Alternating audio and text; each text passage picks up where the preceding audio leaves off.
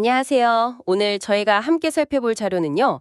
조지 세이어가 쓴 C.S. 루이스의 전기입니다. 네, 많은 분들이 아마 나니아 연대기나 순전한 기독교 이런 책의 저자로 루이스를 잘 아실 텐데요. 그렇죠. 워낙 유명하니까요. 네, 오늘은 그 유명한 작품들 너머에 있는 음, 인간 루이스의 좀 더 개인적이고 흥미로운 면모들을 한번 같이 파헤쳐 보려고 합니다. 좋습니다. 단순히 연대기적 사실 나열 이런 걸 넘어서요. 그의 삶에 큰 영향을 미쳤던 경험들이나 주변 인물들하고의 관계, 또 그의 내면을 좀 엿볼 수 있는 그런 구체적인 일화들 중심으로 한번 살펴보겠습니다. 네, 우리가 아는 루이스와는 또 다른 모습을 발견하는 그런 시간이 될 것 같습니다. 네, 맞아요. 우선 그 어린 시절 이야기부터가 좀 재밌는데요. 루이스가 스스로 잭시라는 이름을 그렇게 고집했다면서요? 아, 네네. 다른 이름으로 부르면 아예 대답도 안 했다고 하죠. 그래서 결국 잭이 평생 애칭이 되었다니 참 어릴 때부터 자기 주장이 꽤 강했던 모양이에요. 그런 셈이죠.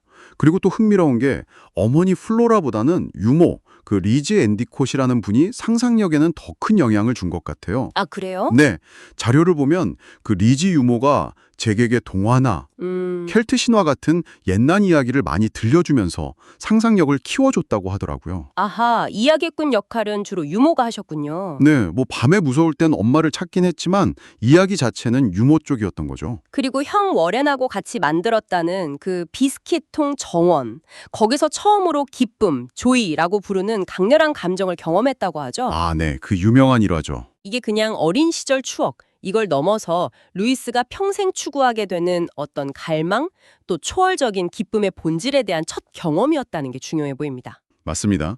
나중에 그의 글에서 계속 나타나는 그 세속적인 행복이랑은 다른 깊은 영적 갈망의 뿌리를 여기서 좀 엿볼 수 있는 거죠. 네. 그런데 이렇게 즐거웠던 유년기와는 달리 그 몰번 기숙학교 시절은 정말 끔찍했던 것 같아요. 아, 네, 완전히 적응 실패였죠. 그뿐만 아니라 당시에 종교적으로나 의학적으로 막 엄청 비난받던 그 수은 문제예요. 아, 네, 그것 때문에 성적인 유혹하고 또 극심한 죄책감에 시달렸다고 합니다. 그 고통이 얼마나 컸으면 학교를 그만두려고 아버지한테 자살 협박까지 했다고 하니, 와, 네, 정말 말다했죠. 상상하기 힘든 상황이었을 거예요. 그렇게까지 극단적인 상황이었는데 거기서 어떤 돌파구를 찾게 된 건가요? 다행히 아버지 친구이자 전직 교장이었던 윌리엄 커크패트릭이라는 분을 만나게 됩니다. 이게 완전 전환점이었어요. 아, 그 유명한 위대한 스승. 네, 맞습니다. 학교를 그만두고 이분한테 개별 지도를 받게 되는데 이 커크패트릭의 아주 철저하게 논리적이고 비판적인 사고방식이 루이스한테 엄청난 영향을 주거든요. 이때 배운 그 논리 훈련이 훗날 순전한 기독교 같은 책에서 보이는 루이스 특유의 명료한 논증 스타일의 기초가 되었다고 볼 수 있습니다. 루이스 본인도 위대한 스승이라고 불렀을 정도니까요. 커크 패트릭이 지성에 큰 영향을 줬다면 그의 어떤 감성적인 삶, 또 일상에는 또 다른 아주 중요한 인물이 등장하죠. 바로 무어 부인. 아, 네, 제이니 무어. 전사한 친구의 어머니인데 루이스보다 26살이나 연상인 이분과 수십 년을 같이 살았다는 사실. 이게 참 여러 면에서 복잡하고 좀 논란의 여지가 있었던 관계 같아요. 맞습니다. 특히 아버지 엘버트에게 이 관계를 숨기려고 하면서 부자 간 갈등이 깊어졌고요. 금전적인 문제도 얽혀 있었고. 아, 아버지는 걱정이 많으셨겠네요. 그럼요.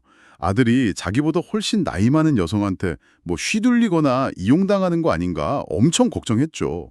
당시 사회 통념상으로는 정말 이해하기 힘든 관계였으니까요. 형 월에는 이걸 보고 동생이 완전 노예 상태에 빠졌다고 좀 부정적으로 봤다는데 근데 또 재밌는 건 당시 그 집을 방문했던 다른 사람들은 이 동거를 크게 이상하게 생각 안 했다는 거예요. 네, 그런 상반된 시각이 있죠. 세이어는 이걸 루이스가 어릴 때 어머니를 일찍 여인 경험에서 오는 어떤 모성애에 대한 갈망과 연결시키기도 하고요. 참 복잡한 관계였네요. 자, 그럼 작가로서의 여정을 좀 보면요. 처음에는 시인으로 성공하기를 엄청 바랐다고요. 네, 간절히 원했죠. 그래서 클라이브 해밀턴이라는 가명으로 첫 시집 구속된 영혼을 내기도 했고요. 그러다가 톨킨하고 좀 재미있는 약속을 했다면서요. 아, 네. 그 유명한 약속이죠. 서로 시간여행 소설 톨킨이랑 공간여행 소설 루이스를 쓰기로 한 거예요. 그래서 루이스가 쓴 게 그 SF 3부작의 첫 권, 침묵의 행성에서군요. 맞습니다. 근데 이게 처음 나왔을 때는 출판사들 반응이 영 안 좋았어요. 막 혹평받고 출간 거절당하기도 하고 아, 정말요. 작가로서는 자존심이 꽤 상했겠는데요. 그랬겠죠. 근데 아이러니하게도 루이스에게 세계적인 명성을 안겨준 건 신화 SF가 아니라 기독교 변증서들이었잖아요. 네. 고통의 문제나 스크루테이프의 편지, 그리고 BBC 라디오 강연 묶은 순전한 기독교. 이게 정말 엄청난 성공을 거뒀죠? 맞아요. 그의 진짜 타고남은 복잡한 신학적인 개념들을 아주 평범하고 일상적인 언어로 명료하게 풀어내는 데 있었던 것 같아요. 본인 스스로도 뭐 학문적인 언어보다는 보통 사람들 언어가 진리를 담기에 더 좋다고 믿었고요. 네. 그리고 삶의 후반기에는 또 다른 아주 중요한 만남이 있었죠. 미국 작가 조이 데이빗먼. 아, 네. 조이. 루이스가 그녀의 그 날카로운 지성에 완전히 매료돼서 지적인 면에서는 내가 종종 그녀에게 열등감을 느낀다 이렇게 말할 정도였다고 해요. 결국 두 사람이 결혼까지 하게 되고요. 네. 하지만 그 행복도 잠시였죠. 조이가 암 진단 받고 투병 생활을 시작하게 되니까요. 아, 루이스가 병상에 누워있는 조이랑 성공의 신부 앞에서 정식으로 혼례를 올리는 장면은 참 깊은 사랑과 헌신을 보여주는 정말 가슴 아픈 장면입니다. 조이가 세상을 떠난 후에 루이스가 그 슬픔을 N.W. 클러크라는 가명으로 헤아려 본 슬픔이라는 책에 담아냈죠. 네. 그리고 또 흥미로운 점은 이 조이라는 존재가 그의 시에도 큰 영향을 미쳐서 아픔을 주는 조이 같은 그의 최고의 시 몇 편이 바로 이 시기에 나왔다는 겁니다. 와, 정말 사랑의 힘이군요. 네.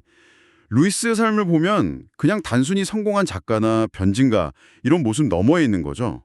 깊은 내적 갈등, 또 예상치 못한 관계들, 그리고 정말 극심한 고통과 또 경이로운 기쁨이 막 교차하는 그런 복잡한 여정이었습니다. 네, 무어 부인과의 그 오랜 동거나 조이와의 늦깎이 사랑, 그리고 사별 같은 경험들이 그의 인간적인 면모를 정말 강하게 보여주는 것 같아요. 맞습니다. 네, 오늘 이렇게 살펴본 그의 삶의 이런 굴곡진 여정들, 개인적인 경험들이 나니아 연대기의 그 환상적인 세계나 순전한 기독교의 명료한 논증에 과연 어떤 식으로 스며들었을까 다시 한번 생각해 보게 됩니다. 그러네요. 여러분은 작가의 이런 개인적인 삶을 아는 것이 그의 작품을 이해하는 데 어떤 영향을 준다고 생각하시나요?